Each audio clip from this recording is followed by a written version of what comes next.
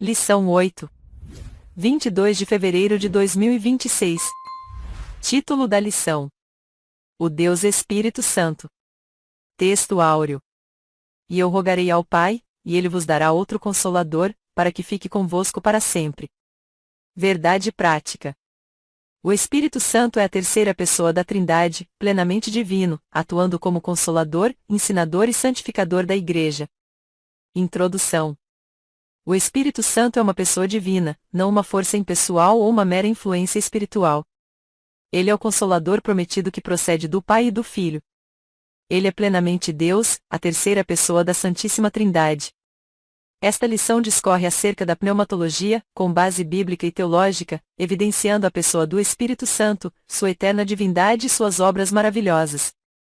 Primeiro tópico: a pessoa do Espírito Santo. Ponto 1.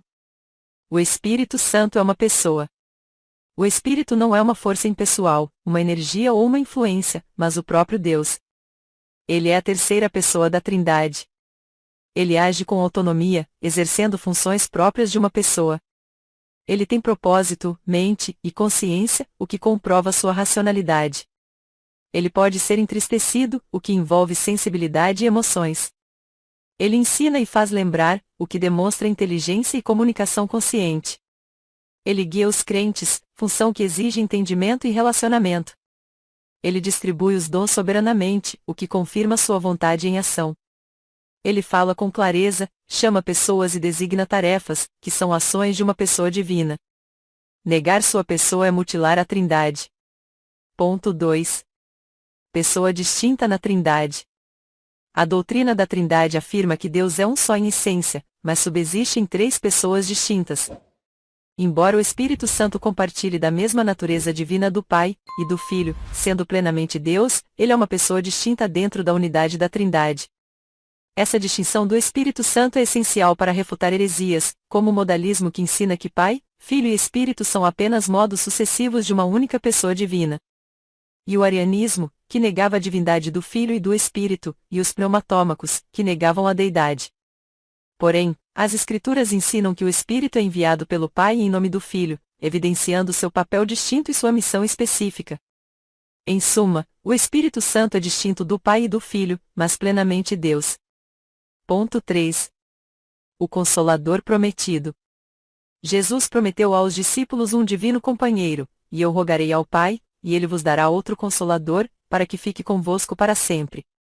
A palavra Consolador é a tradução do grego Parácletos, que significa aquele que encoraja e conforta, e ajudador, que auxilia na necessidade, e, ainda advogado, que intercede ou defende alguém perante uma autoridade. O vocábulo Parácletos aparece 5 vezes nos escritos de João, referindo-se tanto ao Espírito Santo como a Cristo. Nesse contexto, o Espírito Santo é chamado de um outro Consolador, isto é, alguém da mesma natureza que Jesus. O Espírito Santo, portanto, não é inferior ao Filho, mas assume o papel da presença permanente de Deus na vida dos crentes. Segundo tópico: a divindade do Espírito Santo. Ponto 1. O debate, filioque. A expressão latina filioque significa, e do Filho, foi inserida no credo niceno-constantinopolitano para reafirmar o ensino bíblico que o Espírito procede do Pai e do Filho, o Espírito Santo, que o Pai enviará em meu nome. Se alguém não tem o Espírito de Cristo, esse tal não é dele, Deus enviou aos nossos corações o Espírito de seu Filho. Esse debate ocorreu no século IV em virtude das heresias do arianismo e dos pneumatômacos. Em 381, após confirmar que o Pai, o Filho e o Espírito Santo possuem a mesma essência divina, a Igreja aprovou o credo que ratificava as Escrituras e professava a fé no Espírito Santo, Senhor que dá a vida, e procede do Pai e do Filho, e com o Pai o Filho é adorado e glorificado. Ponto 2. Os atributos divinos do Espírito. Todos os atributos divinos do Pai e do Filho podem ser igualmente relacionados com o Espírito Santo, tais como onipotência, o Consolador tem pleno poder sobre todas as coisas. Onisciência, não existe nada além de seu conhecimento. Onipresença, não há lugar algum onde se possa fugir da sua presença. Eternidade, ele não passou a existir no Pentecostes, pois estava presente no ato da criação. Esses atributos absolutos são exclusivos da divindade. Tais virtudes são, de modo inequívoco, evidências da deidade do Espírito Santo.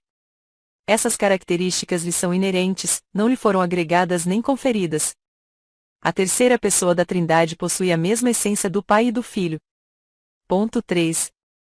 Os símbolos do Espírito.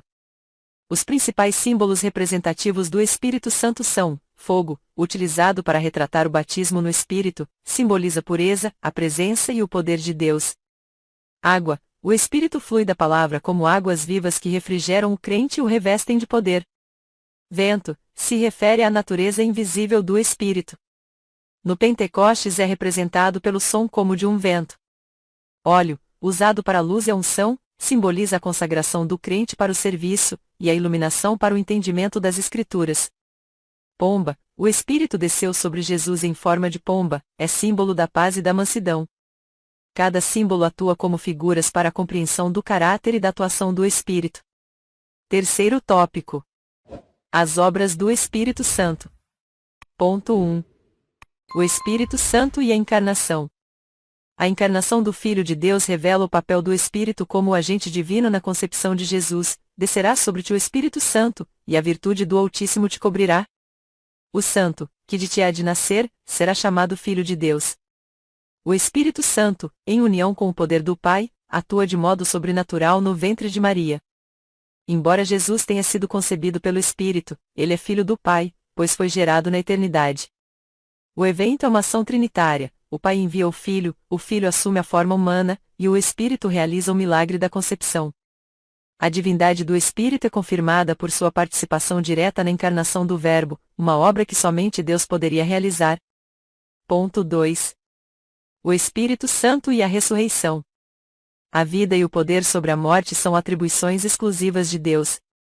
Nesse sentido, a ressurreição de Cristo é uma obra da Trindade. O Pai ressuscitou o Filho declarou possuir poder para dar a sua vida e retomá-la, ele próprio é a ressurreição, e o Espírito Santo é o agente vivificador. E se o Espírito daquele que dos mortos ressuscitou a Jesus habita em vós, aquele que dos mortos ressuscitou a Cristo também vivificará o vosso corpo mortal, pelo seu Espírito que em vós habita.